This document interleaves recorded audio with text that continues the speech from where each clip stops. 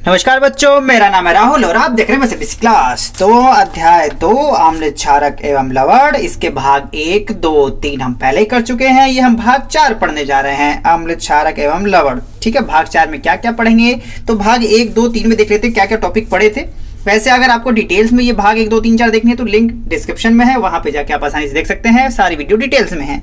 भाग 1 में हमने पढ़ा था अम्ल किसे कहते हैं, 10 उदाहरण क्षारक किसे कहते हैं। ठीक है, 3 उदाहरण अम्ल क्षार सूचक किसे कहते हैं, रंग परिवर्तन, गंध परिवर्तन। ठीक है, भाग 1 में हमने पढ़ा था। ठीक है, भाग 1 बार 2 देख लेते हैं। भाग 2 में क्या पढ़ा था, अम्ल के साथ रासायनिक गुणधर्म, अम्ल के साथ धातु अभिक्रिया, अम्ल के साथ धातु कार्बोनेट अभिक्रिया, अम्ल के साथ क्षारक अभिक्रिया, अम्ल के साथ धातु ऑक्साइड अभिक्रिया, अम्ल के साथ धातु सल्फाइड अभिक्रिया पढ़ी थी। भाग 3 में हमने क्या पढ़ा था, क्षारक के रासायनिक गुणधर्म पढ़े थे। भाग 2 में अम्लों के रासायनिक गुणधर्म, भाग 3 में क्षारकों के रासायनिक गुणधर्म हमने पढ़े थे। क्षारक के धातु के साथ अभिक्रिया, क्षारक के साथ अम्ल के साथ अभिक्रिया, क्षारक लवण के साथ अभिक्रिया, क्षारक का धातु ऑक्साइड के साथ अभिक्रिया, लवण और जल मिला था। और भाग 4 इसी प्रक्रिया को आगे करते हुए हम भाग 4 में क्या पढ़ेंगे, प्रबल क्षारक किसे कहते हैं, दुर्बल क्षारक किसे कहते हैं, प्रबल अम्ल किसे कहते हैं, दुर्बल अम्ल किसे कहते हैं। इस पार्ट में हम इस बारे में चर्चा करेंगे। ठीक है, तो प्रबल क्षारक किसे कहते हैं, वे क्षारक जो जलीय विलयन में आयनीकृत हो जाते हैं और हाइड्रोक्साइड की उच्च सांद्रता उत्पन्न करते हैं। किसकी, प्रबल हाइड्रो ऑक्साइड, हाइड्रो चल नहीं रहा, हाइड्रो ऑक्साइड की उच्च सांद्रता, क्या उच्च सांद्रता उत्पन्न करते हैं, उसे हम प्रबल क्षारक कहते हैं। वहीं दुर्बल क्षारक की बात करें तो जस्ट इसका उल्टा हुए क्षारक जो जलीय विलयन में आंशिक रूप से आयनीकृत होते हैं और कम मात्रा में हाइड्रोक्साइड उत्पन्न करते हैं, कम मात्रा में हाइड्रोक्साइड उत्पन्न करते हैं। या प्रबल क्षारक की बात करूं तो इसे एग्जाम्पल लिख सकते हैं NaOH, ठीक है, और आपका KOH पोटेशियम हाइड्रोक्साइड।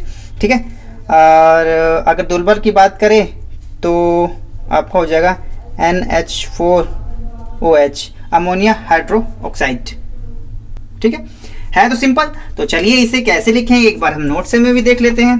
ठीक है, तो इसे लिखना इस प्रकार से बच्चों। ठीक है, इस प्रकार से प्रबल क्षारक किसे कहते हैं, वे क्षारक जो जलीय विलयन में आयनीकृत हो जाते हैं, जलीय विलयन में आयनीकृत हो जाते हैं और हाइड्रोक्साइड आयन की, यहाँ माइनस लगा हुआ ध्यान देना, हाइड्रोक्साइड आयन की उच्च सांद्रता मतलब ज्यादा मात्रा में उत्पन्न करते हैं, प्रबल क्षारक कहलाते हैं। जस्ट इसका उल्टा ही हो जाएगा। दुर्बल क्षारक किसे कहते हैं, जो क्षारक जलीय विलयन में आंशिक मतलब कम आंशिक रूप से आयनीकृत होते हैं, ठीक है, या जो हाइड्रोजन आयन की निम्न सांद्रता, यहाँ पे उच्च सांद्रता थी, यहाँ पे निम्न सांद्रता उत्पन्न करते हैं, उन्हें दुर्बल क्षारक कहते हैं। यहाँ पे मैंने छोड़ दिया है, या यूं कहें कि आपको समझाने की वजह से मैंने यहाँ पे नहीं लिखा, ताकि आप लोग चीजें समझ जाएंगे तो यहाँ लिख लेंगे। ये उच्च सांद्रता उत्पन्न करता है या हाइड्रोजन आयन की निम्न सांद्रता उत्पन्न करता है, उसे दुर्बल क्षारक कहते हैं। बहुत ही सिंपल है आपका। इसके एग्जाम्पल मैंने वहां पे दे भी दिए थे। इसकी अगर एग्जाम्पल यहाँ पे लिखना है तो अमोनिया हाइड्रोक्साइड, अमोनिया होता है NH4 हाइड्रोक्साइड। ठीक है, और इसमें भी हाइड्रोक्साइड तो सब में लगेगा। इसमें इसके एग्जाम्पल हैं NaOH, सोडियम हाइड्रोक्साइड, ठीक है, पोटेशियम हाइड्रोक्साइड। इस प्रकार से इसके हैं। हमने स्टार्टिंग में भी प्रबल अम्ल लिखे थे, वो अम्ल ही थे, लेकिन प्रबल वो फॉर एग्जाम्पल मोस्टली प्रबल ही लिखे जाते तो प्रबल वाले थे। ठीक है, ये आपका क्लियर हो जाता है यहाँ से। अब इसी प्रकार से हम अम्ल वाला भी देख लेते हैं। ये क्षारक था, अब हम अम्ल देखेंगे। ये दोनों आपके हो गए, प्रबल क्षार किसे कहते हैं, दुर्बल क्षार किसे कहते हैं। अब आते हैं अम्ल के बारे में। अब इसमें क्या करेंगे, वे अम्ल, पहले प्रबल अम्ल किसे कहते हैं, वे अम्ल जो जलीय विलयन में पूरी तरह से आयनीकृत हो जाते हैं और हाइड्रोजन आयन, इसमें हाइड्रोजन, इसमें हाइड्रोक्साइड था, ठीक है, इसमें हाइड्रो आयन H+ ज्यादा मात्रा में, ठीक है, हाइड्रोजन आयन बनाते हैं या उच्च मात्रा में हाइड्रोजन आयन बनाते हैं, उसे प्रबल अम्ल कहते हैं।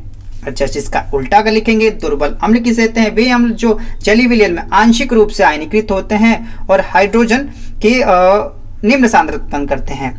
तो यहाँ पे H, ठीक है, की जो मात्रा होती है वो कम उत्पन्न करते हैं। इस प्रकार से आप लिख सकते हैं। ऐसे आपको एग्जाम्पल लिखना है तो इसका एग्जाम्पल हो जाएगा HCl H2SO4। अब इसका एग्जाम्पल लिखना है तो H2SO3। इस प्रकार से लिख सकते हैं। इसे लिखें कैसे एक बार नोट्स में देख लेते हैं। ठीक है, ये इस प्रकार से आपका प्रबल अम्ल किसे कहते हैं। प्रबल जो अम्ल किसे कहते हैं, वे अम्ल जो जलीय विलयन में पूरी तरह से, आंशिक नहीं, ये पूरी तरह से आयनीकृत हो जाते हैं। वे हाइड्रोजन आयन बनाते हैं, उसे प्रबल अम्ल कहते हैं। उदाहरण के लिए HCl H2SO4। वहीं पे दुर्बल अम्ल की बात करें, वे अम्ल जो जलीय विलयन में आंशिक रूप से आयनीकृत हो जाते हैं। और देखो यहाँ पे हाइड्रोनियम आयन लिखा है मैंने, यहाँ पे आप हाइड्रोजन आयन भी, हाइड्रोनियम आयन के भी हो सकता है और हाइड्रोजन आयन भी। तो हाइड्रोनियम आयन H3O यहाँ पे प्लस लगा हुआ का निम्न सांद्रता उत्पन्न करते हैं, उसे दुर्बल आयन कहते हैं। अगर आपको हाइड्रोनियम आयन अगर नहीं समझ में आ रहा तो यहाँ पे हाइड्रोजन आयन भी लिख सकते हैं आप, हाइड्रोजन आयन H+। ठीक है, हाइड्रोजन आयन भी लिख सकते हैं। अगर आपको हाइड्रोजन आयन नहीं समझ में आ रहा तो इस प्रकार से लिख सकते हैं, वे अम्ल जो जलीय विलयन में आंशिक रूप से आयनीकृत होते हैं और हाइड्रोजन आयन का निम्न सांद्रता उत्पन्न करते हैं, उन्हें दुर्बल अम्ल कहते हैं, H2SO3। इसका एग्जाम्पल अगर लिखना है तो इस प्रकार से एग्जाम्पल भी लिख सकते हैं। तो भाग 4 यहाँ आपका समाप्त हो गया। भाग 4 में क्या क्या पढ़ा हमने देख लिया था। ठीक है, अब आने वाले भाग 5 में हम क्या क्या पढ़ेंगे एक बार देख लेते हैं। अध्याय 2 अम्ल क्षारक एवं लवण सॉल्ट। ठीक है, अब भाग 5 में हम करेंगे पीएच स्केल किसे कहते हैं, इस बारे में चर्चा करेंगे। फिर दैनिक जीवन में पीएच का महत्व क्या होता है, उदर में क्या होता है, पेट में महत्व, मुंह में कितना पीएच होता है, कीट का डंक, मृदा, मादा नहीं मृदा है ये, मृदा मतलब मिट्टी। ठीक है, लवणों का पीएच कितना होता है, मतलब सॉल्ट का पीएच कितना होता है। ठीक है, आपको जो अम्ल और क्षार की जब विक्रिया करके बनते हैं तो उसका पीएच कितना होता है। ठीक है, तो ये भी भाग 5 में इस बारे में चर्चा करेंगे। उम्मीद है आपको चीजें समझ में आएंगी। माय सीबीएसई क्लास की इस वीडियो को देखने के लिए धन्यवाद। तब तक के लिए जय हिंद, जय भारत।